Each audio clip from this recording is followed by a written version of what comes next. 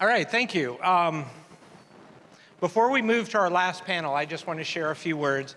First of all, a confession. I'm standing out here, out from behind the podium, because you may have detected I'm not comfortable behind a podium. That's not the space I usually work in, even though I'm an academic. I work in communities, I work with people. When I teach, I don't stand behind a podium. It makes me deeply uncomfortable, so here I am, more in your face, and that's where I'd like to be. So, because I want to tell you a little bit about the Walter H. Capps Center and what we're doing today. I don't want to distract from the main point of this celebration, which is Walter Capps himself and his legacy in all the domains we've talked about. But the center participates in that legacy and is moving it forward. So I just want to share a little bit with you about what we've been doing and what you can expect from us going forward. Second confession. I've never felt all that great about having been born in Omaha, Nebraska. Because my parents moved the family to Colorado when I was 2 weeks old, and I've been proud of that ever since. People ask me, where are you from? Colorado. My two kids are in the back, two of them. They'll call me out. They say, Dad, are you sure? Look at your driver's license. It says Omaha, Nebraska. I'm like, oh, man, no, you don't have to say that. But then I began to think, wait a minute. Walter Capps, Bob Kerrey, Malcolm X. Maybe not such a bad place after all. And so one thing I've taken away from these last 2 days is, damn it, I'm from Omaha, Nebraska, and I'm proud of that. So thank you very much. This conference has been really great for me for selfish reasons. As the person charged with carrying forward the mandate of the Capps Center, I've worked with the handicap of only knowing him on paper. And I've looked through a lot of papers and some video, but really didn't have a flesh and blood sense of who he is. And I still don't have that, of course, but I have the next best thing, which is your memories of him. The last 2 days, I've just learned so much about community, about responsibility, reciprocity, just who he was as a person.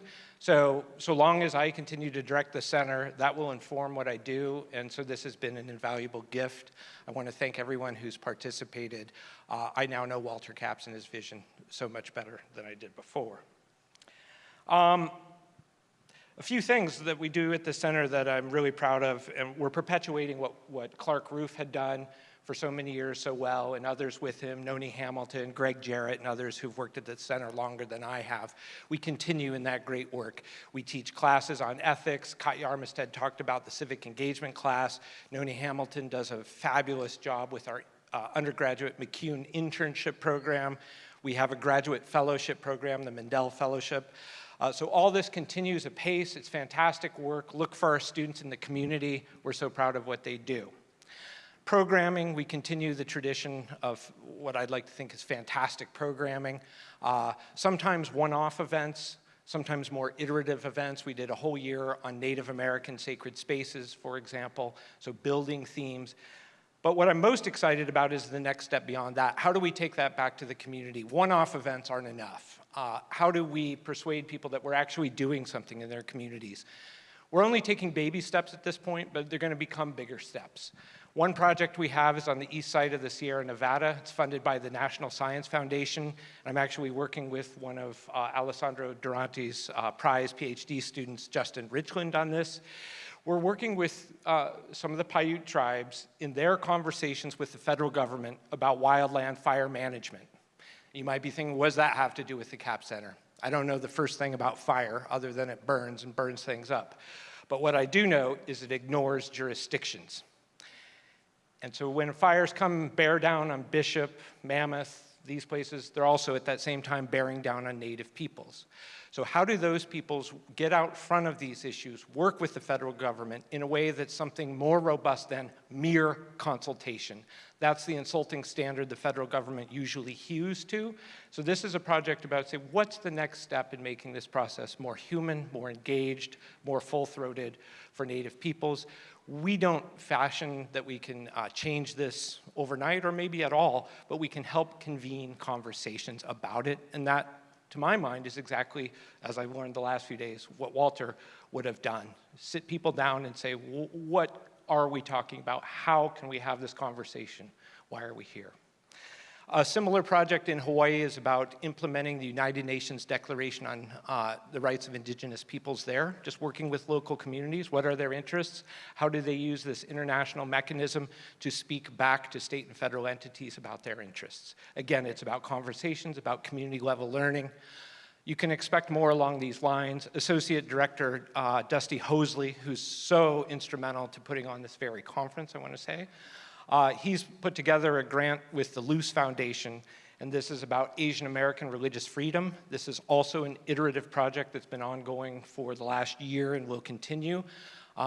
So again, the point is, yes, we do programming, please come. We'll be doing more in the community, but also look to our follow-on projects. That's what we're really invested in right now. How do we make good on Walter's promise that these conversations can continue to happen in communities?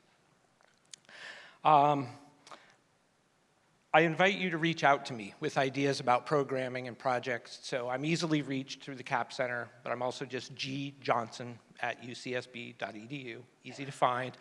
We're very receptive to ideas you may have. What matters here in this community? How might we address it? We want to know, and I'm a newcomer. I can't presume to know what the issues are, but I'd love to hear from you.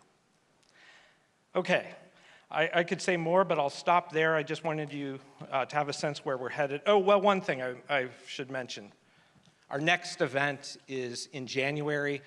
Kiara Bridges will be visiting us. She's a professor at Berkeley Law, and she's an expert on the intersection of critical race theory and reproductive justice. The Legal Humanities Initiative and the Health Humanities Initiative are working together with us to sponsor this important talk. Please come out. If you've ever seen her speak, you'll know. It won't be forgettable. And so we invite you. This is January 19th. It'll be posted on our website and so forth. Okay, now back to the program you were promised. I would like to call to the stage someone who's become a friend, but who is nonetheless my boss, and who is a convener of conversations himself. And I would give you a longer introduction, the one he deserves, except that you all know him, Chancellor Henry Yang.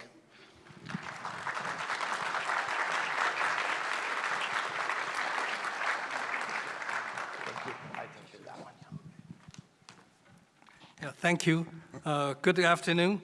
And it is such an honor and a pleasure to be here today to celebrate and commemorate the life and legacy of Walter Capps and the many ways in which he contributed to the higher education and public service. I would first like to thank our colleagues of Capps Center for putting together this wonderful, wonderful two-day program. So well done, so meaningful. Thank you. And especially thanks to our director, Greg Johnson. Greg, thank you. Thank you for your leadership. And also, of course, I also like to give a very special warm welcome to the Capps family, the wonderful Capps family. Okay, when I'm bringing my memory back to 1994. I remember Dylan and I first time visited campus. Before we visited campus, and the UCOP president, Jack Peltoson, told me, he said, well, Henry, you ought to take a look at the campus before you go there.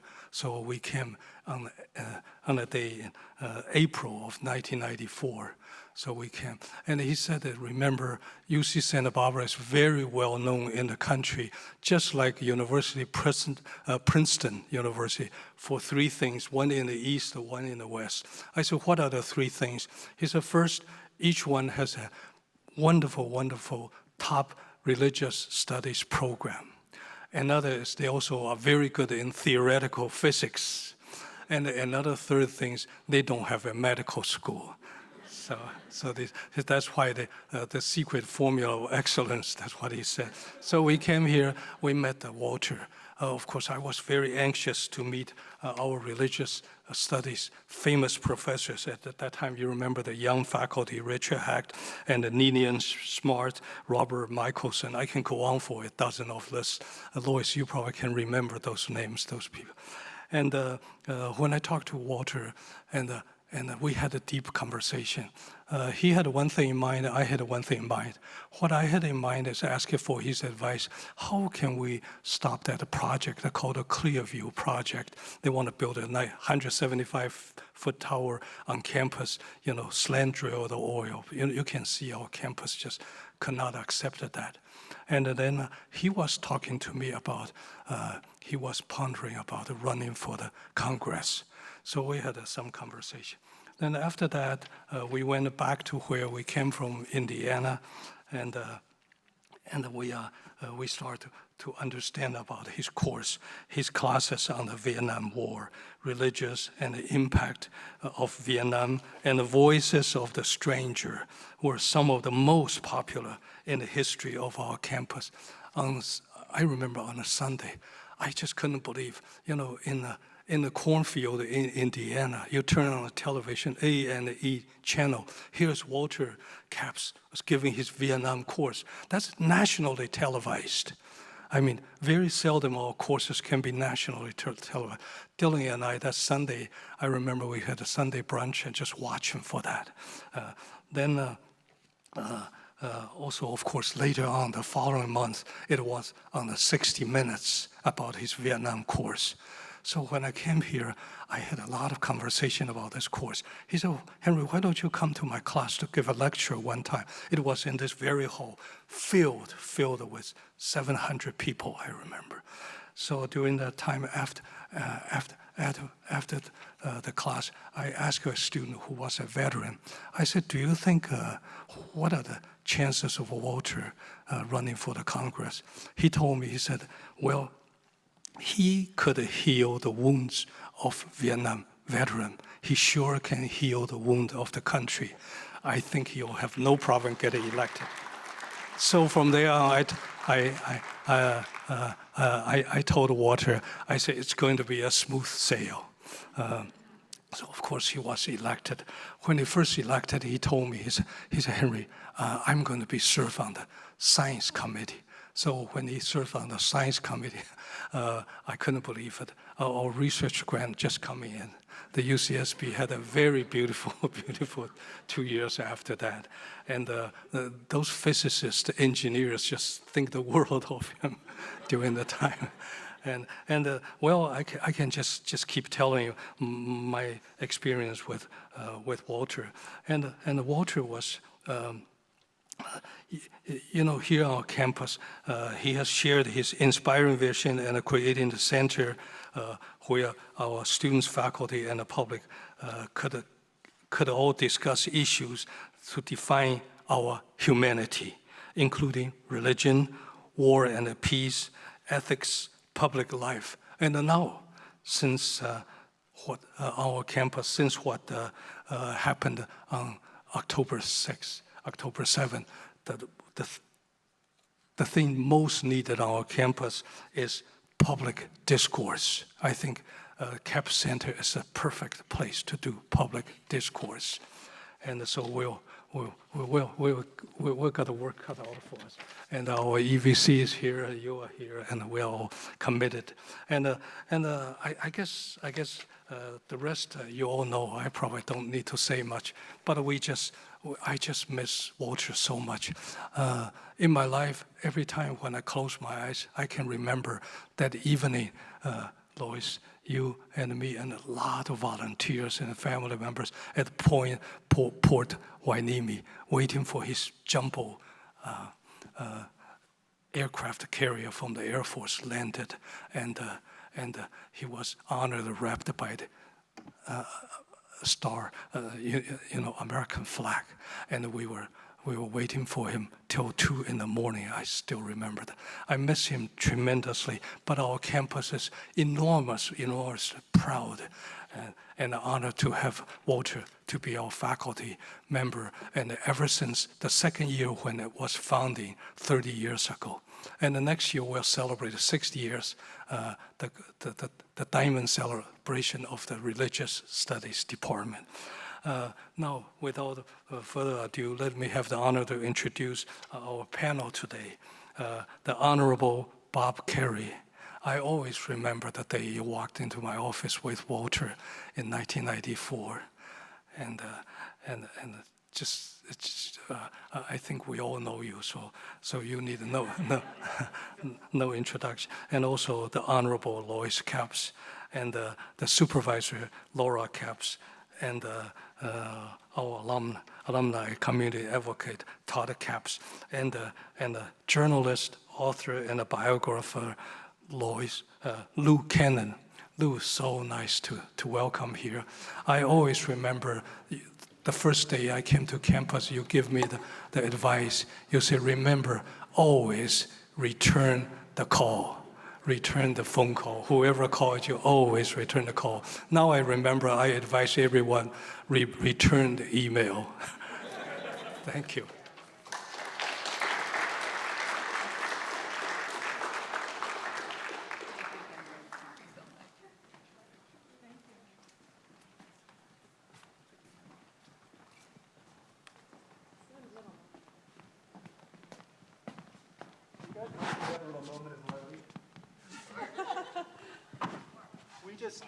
We just heard our, do I need a microphone for this? Yeah.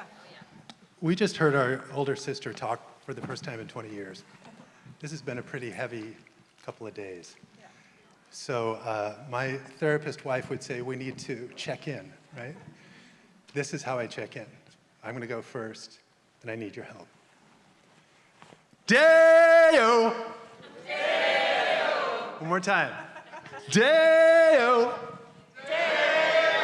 I think we're ready. All right, Todd, awesome. Thanks to my big brother for that. Hi, everyone. Thanks for so many of you who've been through the whole program here, and some who've just joined us, and our family in Portland and the Bay Area that are watching and elsewhere. I think my brother and my mom would agree that this is overwhelming for us in a good way, in a really good way, and I look forward to kind of unpacking in the days and weeks and months and years to come. So thanks to the Capps Center, thanks to all of you who came, to so many of our speakers, to our chancellor who literally was there the night that my mom and I were with the casket as it came.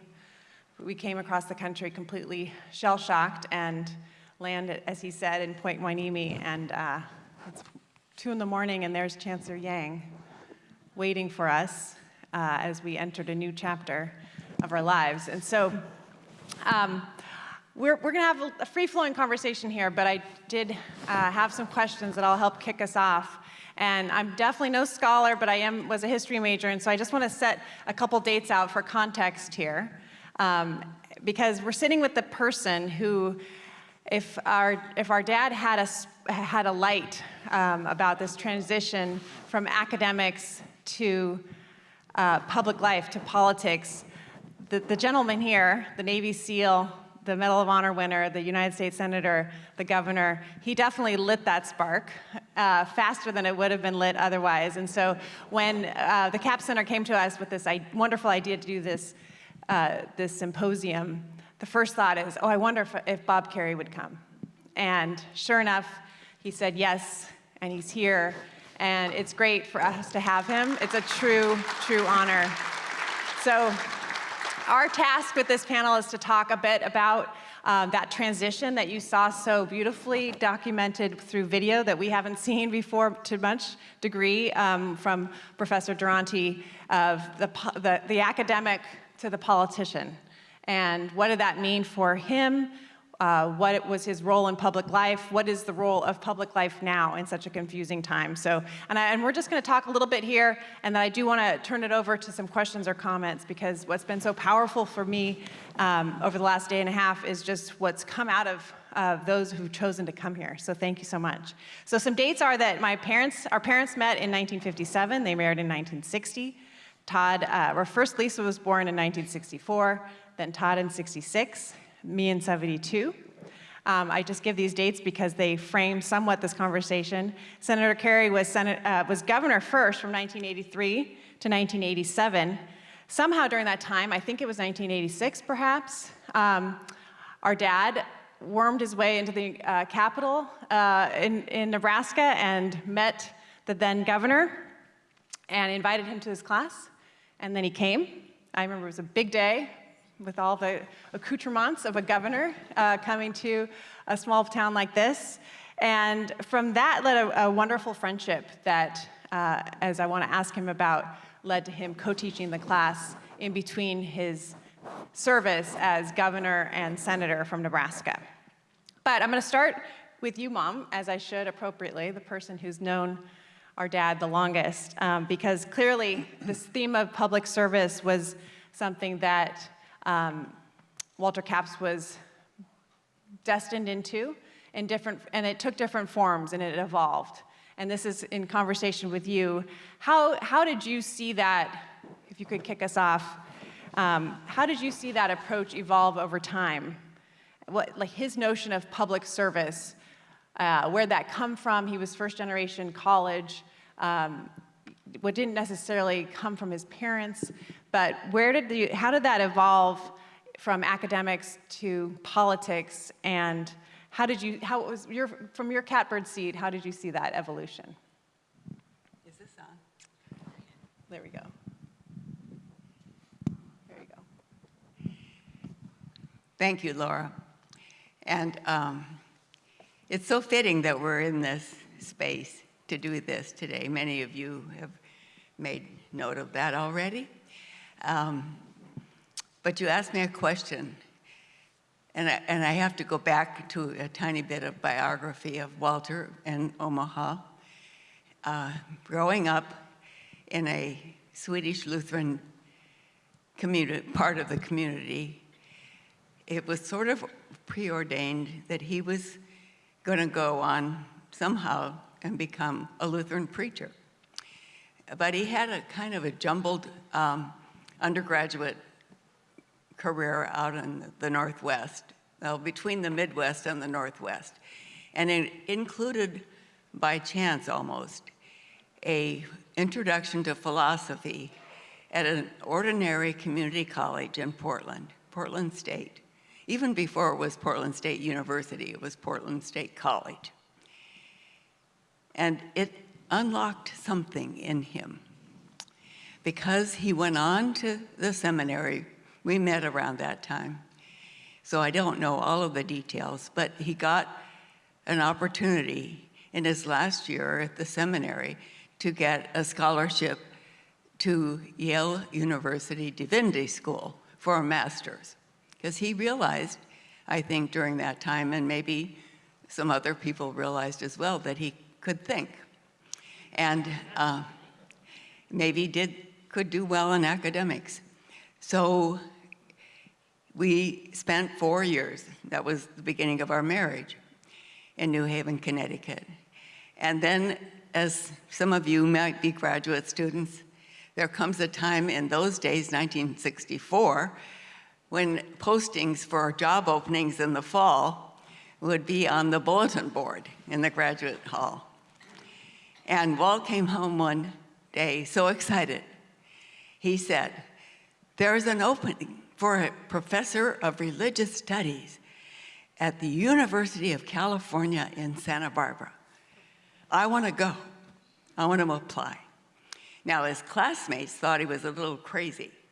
Santa Barbara? Where's that? Isn't that out there somewhere in California where people go to retire?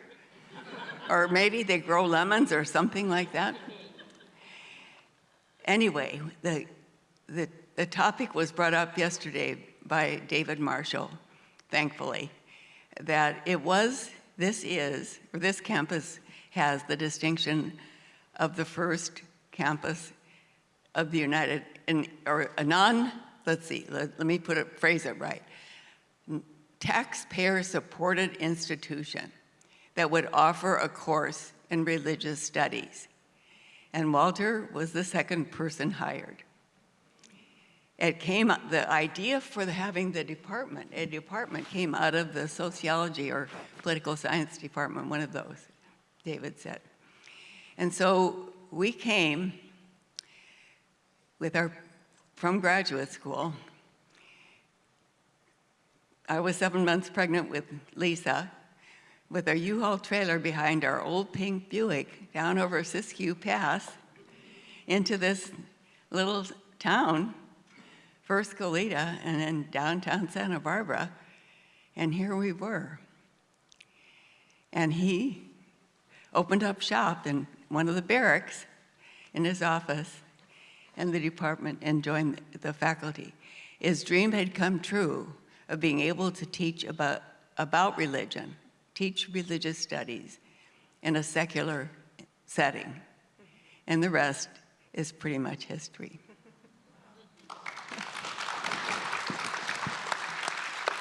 Can I add a little thing? Yeah, I love the of course. story.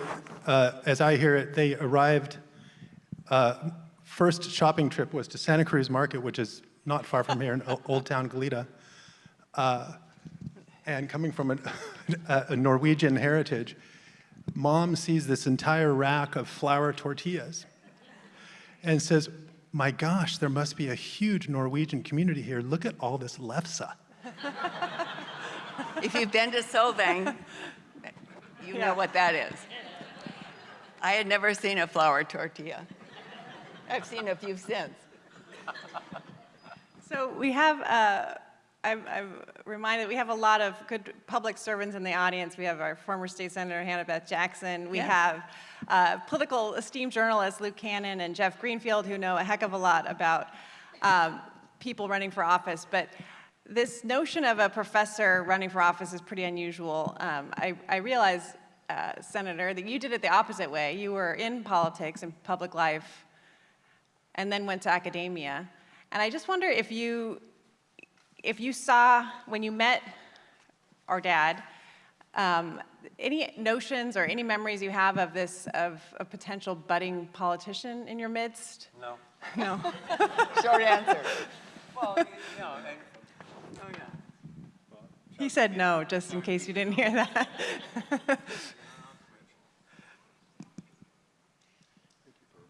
Okay. No, I didn't. I mean, he's one of these people that, on the other hand, that after you get to know them a little bit, you might say, God, I wish we had people like that running as candidates, but I honestly never thought that he would be that stupid.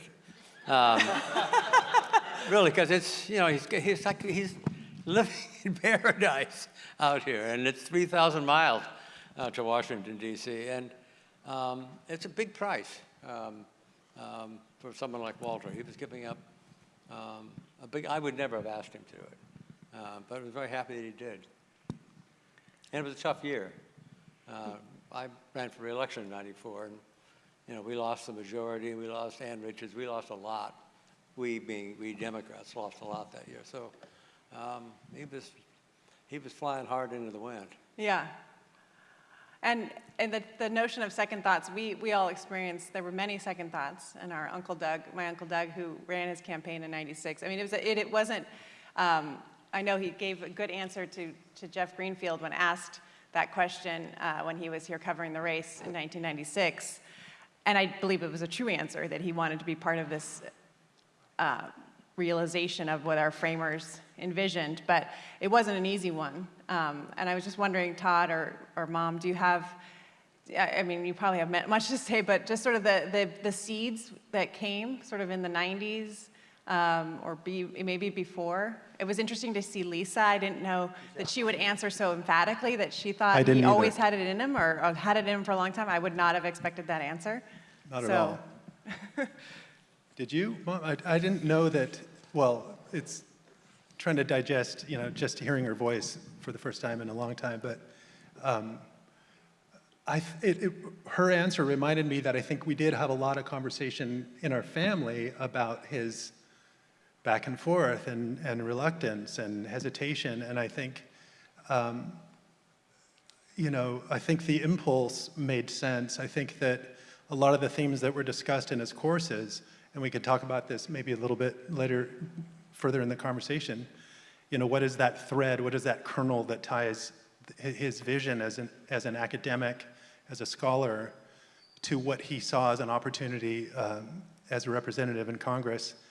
But I think there was a constant tension there with him trying to decide if it would work, if it would plug in an effective way.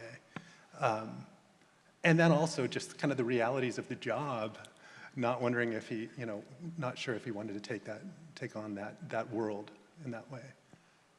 I'll offer that when he did get there, I came as his spouse, but I remember him sitting in the chamber, a House chamber, after votes, where it was all quiet, and he said, he just sat in the chair, just looked up at all what the broom was and what it stood for and who'd been there.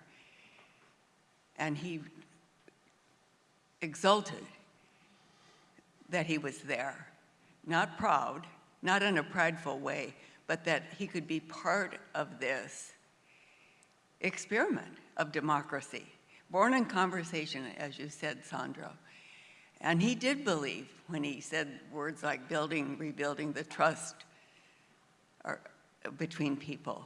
And he did believe that we do have more in common as human beings than that which divides us. And that came through, I think a lot of it came out of the class in Vietnam. There was such a rapport between students and the Vietnam veterans, a healing process that literally took place in this space. It's sacred space. It was then, when those relationships developed. And at the time, he went a couple times with students back to the wall, the memorial to the Vietnam War after it had been built. And the students would go, and some of them wanted to go to see their representative, who I won't mention names at that time. It was before his opponent's time. And they didn't know where the member of Congress had kind of gone AWOL. And to him, it would reinforce, you've got to take this stuff seriously. It was really a big deal. And he saw it, I believe, back to the original question on public service, he saw it as an extension of what he believed to be a calling to the classroom. But he never was content with the classroom, as many of you who were his students knew.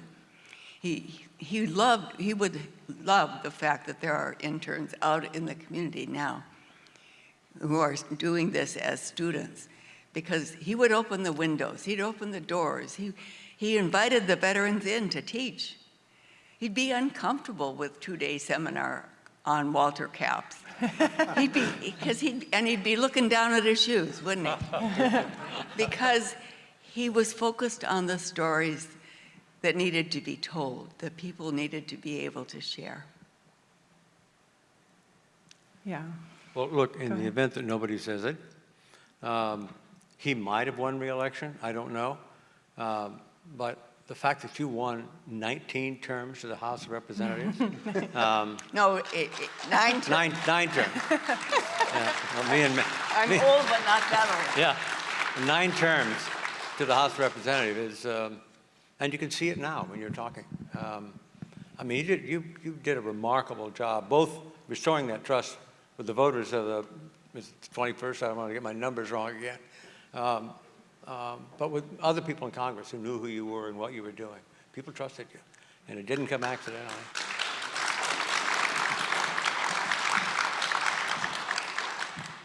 Well, we have Senator Kerrey to thank in part for that, because you did come out and co-teach this class. And then, as you explained earlier, there was the death of the senior senator in Nebraska, which meant you had a decision to make. And you entered back into politics. And that led to a presidential run that our dad was happy to join a bit on the campaign trail. But I do think that that's really what lit the match of something that had been apparently brewing, but gave him this real push, this kick. Okay, if not, I better do this. And then the opening, as you know, there's so much luck that goes into all these things, right? The fact that there was an open seat in 1994, which makes it much more plausible that someone who'd never run for office before could run for Congress. But it really, you know, I mean, I just wonder if I know you kind of were kind about like coming out, you came out here to teach a class because it was a good time of year to be here, but can you talk a little bit about that time of your reflection as someone who was thickened to public service and then took a bit of a reprieve into academic life? Yeah, I mean, first of all, it's much more likely the road was flowing in the other direction. I mean, I don't think I can get Walter in trouble today, and I don't think I can get myself in trouble today by saying we spent a lot more time talking about things other than his class. So, and a lot of it did have to do with national politics and what's going on in the country and what's going on in the world. You don't learn much from an introduction, and what you don't know about me is most of the big decisions I've made in my life have been connected to serendipity. I didn't volunteer for United States Navy SEAL team. I was about to be drafted from the Army, in the Army. I just read the Caine Mutiny and volunteered for the Navy.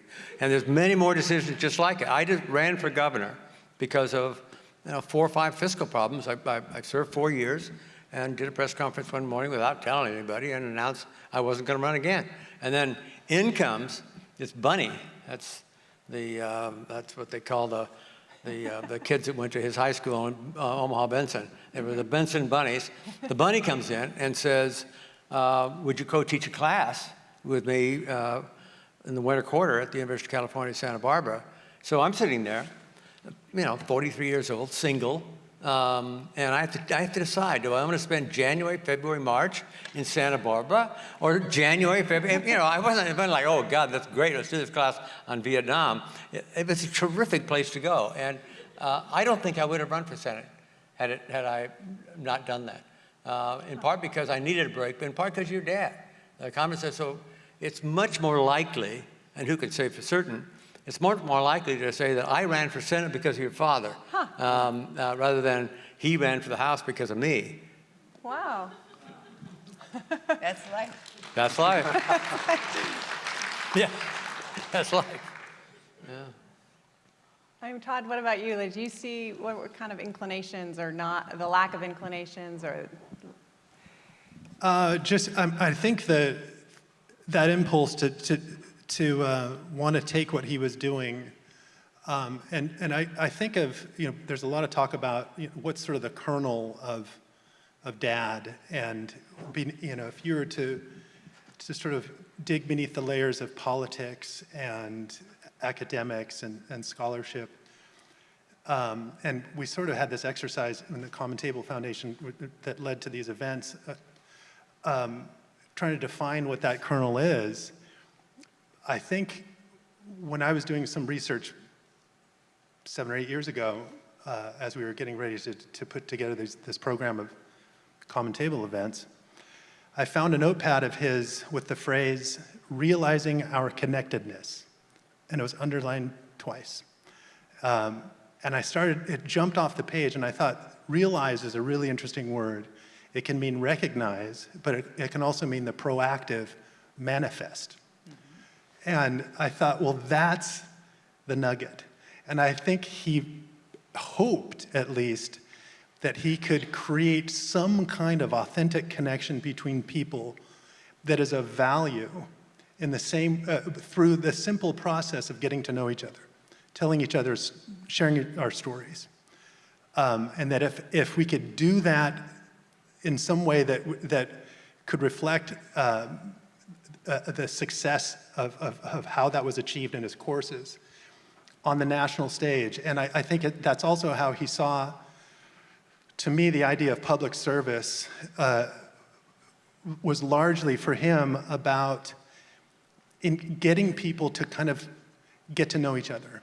And I know that sounds really simple, but I think when you look at how that step is so often skipped, we jump right to level 37 or 38, to these contentious fringes of a topic where it's already, heels are dug in. And I think he realized that if we could start at that fundamental, he was inspired by people, Parker J. Palmer, and who said, before you debate someone, spend 5 minutes getting to know their story.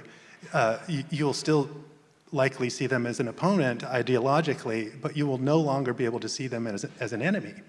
And so I think that it was those kinds of impulses that drove in a very broad stroke way, his desire to enter that arena, but I don't think it was based on him being, like a policy wonk or anything like that. I think it was a much more general vision. He might have said, if Kerry could do it, I can do it. That's all, I may have set the bar pretty low for him. Yeah. I don't know about that.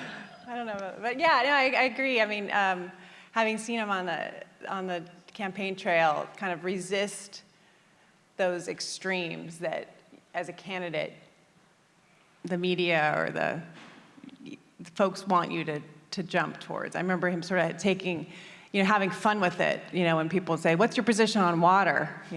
Oh, I'm for it. We all need water, because it just kind of the absurdity of these, you have to be for or against, you have to say yay or nay, you can't, the lack of discourse that you are just is natural as an academic, and then you get buttonholed. And he just, I think, if anything, if he had a longer tenure, would have made more strides to improve that kind of discourse, not for the entire body of Congress, but in the at least in the interactions that he had. And we can attest. I mean, I was in Washington the short time that he was there, and he was head over heels happy, which makes me feel good knowing how things ended with such a sudden heart attack, that he wasn't stressed or unhappy or unhealthy. He was kind of, he was riding high. And I do have this memory I wanted to share of the State of the Union that year that he passed. I was just in a wonderful position of having helped President Clinton with that speech amongst, a team of 15 or so. But having worked on that speech in the gallery, and you're up there with the other partners, and I'm there with the speechwriting staff, and he was there as the new member of Congress, and he was just seventh heaven.